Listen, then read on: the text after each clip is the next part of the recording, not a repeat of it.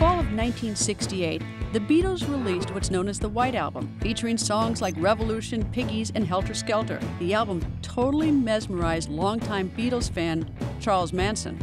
Charlie really felt the Beatles were prophesying to him personally. He would listen to every word and then interpret or put his spin on it. For years, Manson ranted about a looming race war. Now, in his twisted logic, it had a name: Helter Skelter.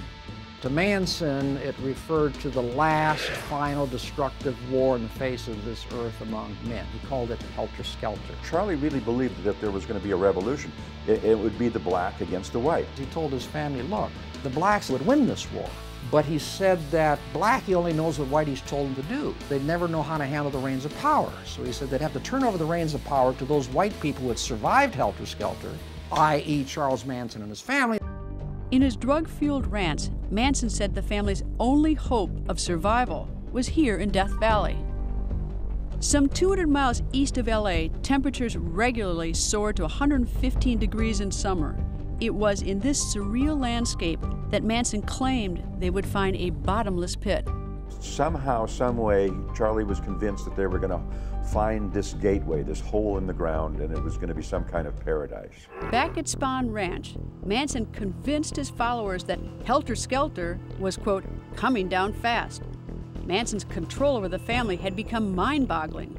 Manson was the dictatorial ruler of the family, the king, the Maharaja. Everyone else was slavishly obedient to him. Countless LSD trips, combined with Manson's preaching, had convinced the family members that Manson was the second coming of Christ.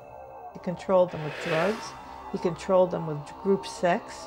You have all these kids in couples having sex, and then at a given moment, he would say, change partners. He was a master of making people follow him. I mean, he asked Sadie one night, he said, Sadie, I want you to go down to Argentina and get a coconut for me. And Sadie started out the door, and if I know Sadie the way I think I know her, she'd have gone down to Argentina and brought back a coconut for him. One person not as eager to do things for Manson was record producer Terry Melcher. Charlie started counting on Terry, really thinking that this is the guy, this is my savior. Terry's going to get me into the music business. While Terry, in fact, appreciated Charlie for what he was, but not as a musician. And Terry had to give Charlie the old producer speech. Got some talent, Charlie, but there's nothing I can do for you. And Charlie, he was terribly bitter about that. Melcher's rejection of Manson undoubtedly increased Manson's hostility toward the establishment. I think he felt that he was being abandoned, he was being deserted, something that he probably lived with all of his life. So he was becoming more and more desperate, and he was becoming more and more threatening. When Doris Day offered her Malibu beach house to her son, Terry Melcher decided to vacate the house on Cielo Drive. The new tenants? Roman Polanski and a now pregnant Sharon Tate. The couple moved in the spring of 1969 before taking off to Europe to work on separate film projects. Her departure was very rushed.